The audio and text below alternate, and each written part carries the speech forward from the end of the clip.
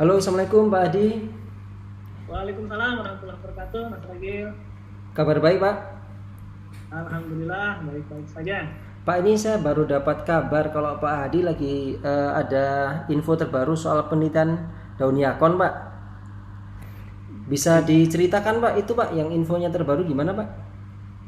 Oke, baik. Terima kasih, Mas Ragil. Ya, ini terkait dengan daun yakon, kita terus-terusan melakukan riset ke depan ya. Nah, ini riset terbaru yang diketahui dari ekstrak daun yakon ini masih terkait tentang efeknya, atau dalam hal ini bagaimana mekanisme efek yang sebenarnya dari ekstrak daun yakon.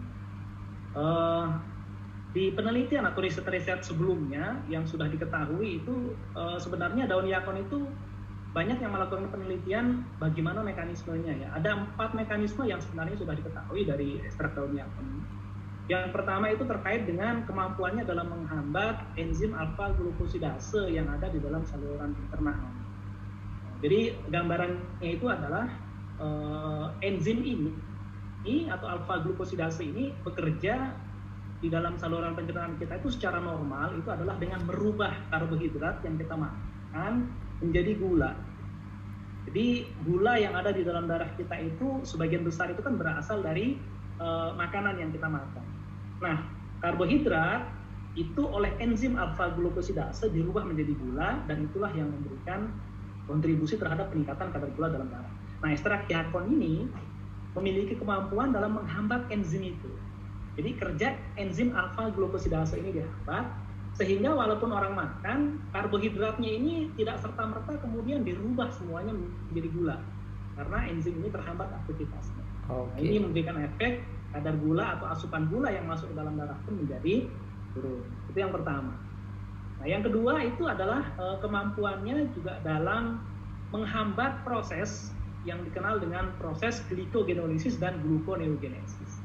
Nah, 2 proses ini adalah proses di mana gula dalam darah kita itu muncul karena adanya proses metabolisme itu. Nah, jadi kan kalau tadi satu gula berasal dari makanan, kalau ini gula berasal dari dalam tubuh kita sendiri yang melakukan proses dalam hepar yang dikenal dengan glikogenolisis dan gluconeogenesis. Nah, ekstrak dari daun yakon ini juga pernah diriset memiliki efek menghambat kedua proses tersebut, sehingga kadar gula dalam darah juga bisa terkontrol. Kemudian mekanisme yang ketiga itu adalah ekstrak daun yakon ini juga diketahui memiliki kemampuan dalam meningkatkan sensitivitas insulin dalam darah kita. Bagi beberapa orang yang mengalami diabetes mellitus, khususnya yang DM tipe 2, walaupun di dalam tubuhnya itu kadar insulinnya normal dan asupan gulanya juga normal, namun ketika ada resistensi insulin, itu akan mengakibatkan gula tidak bisa dimasukkan ke dalam sel-sel tubuh. Efeknya kadarnya dalam darah tinggi.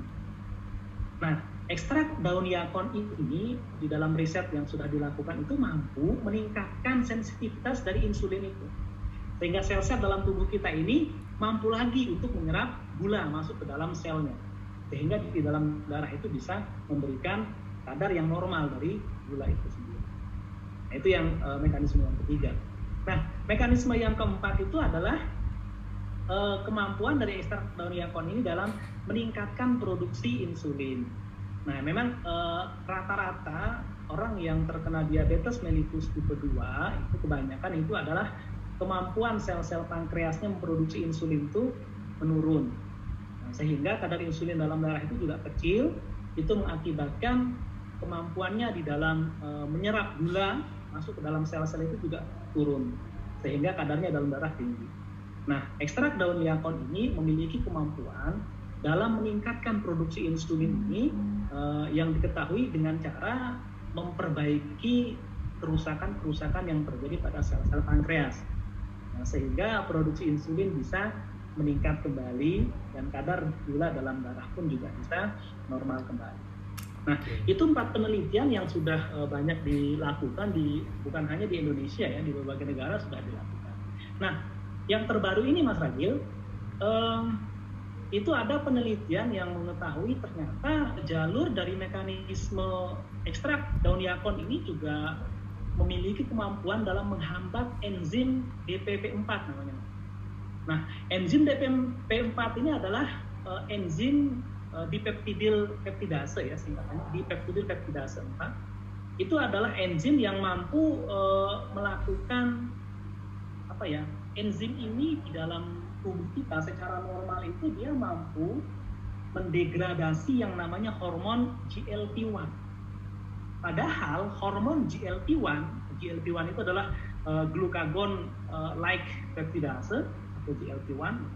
Nah, secara normal hormon GLP-1 ini sebenarnya fungsinya adalah ketika orang makan, normalnya ya kita makan, itu otomatis insulin naik. Kenapa insulin naik? Karena GLP-1 itu akan diproduksi tinggi pada saat orang makan. Fungsinya apa? GLP-1 ini meningkatkan produksi insulin secara normal. Jadi orang yang makan itu normalnya kan gula masuk pasti banyak dalam tubuh kan, kalau makan gitu.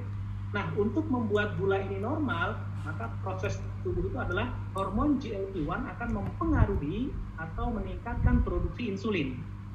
Maka gula jadi normal. Nah, ternyata hormon GLP-1 ini didegradasi oleh yang namanya enzim DPP4.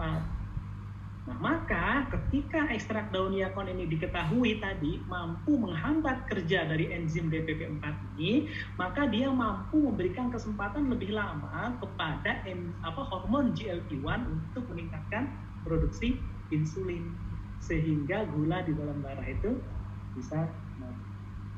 Jadi prosesnya gitu. Jadi ada 3 tingkatan gitu proses yang terjadi.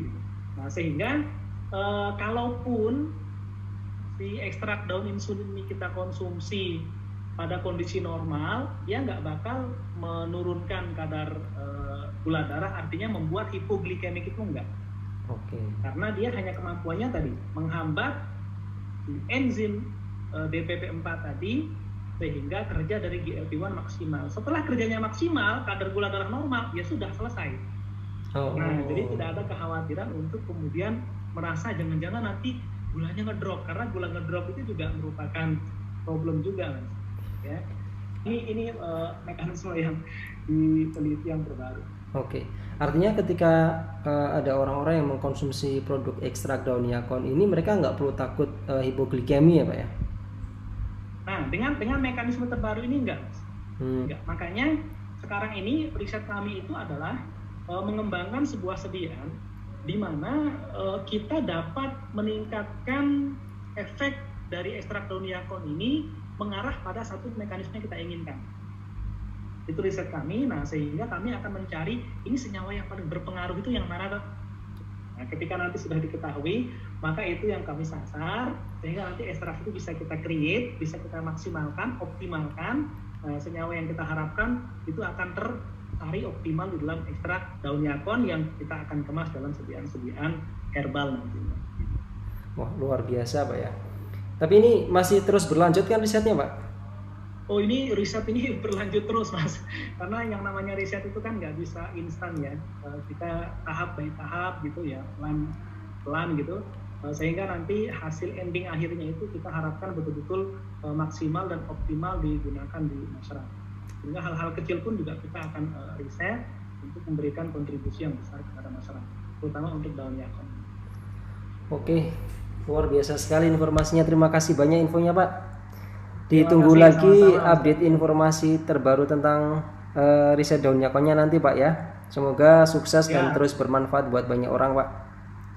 Amin, amin ya rabbal alamin. Terima kasih, Pak Adi. Assalamualaikum warahmatullahi wabarakatuh. Waalaikumsalam warahmatullahi wabarakatuh.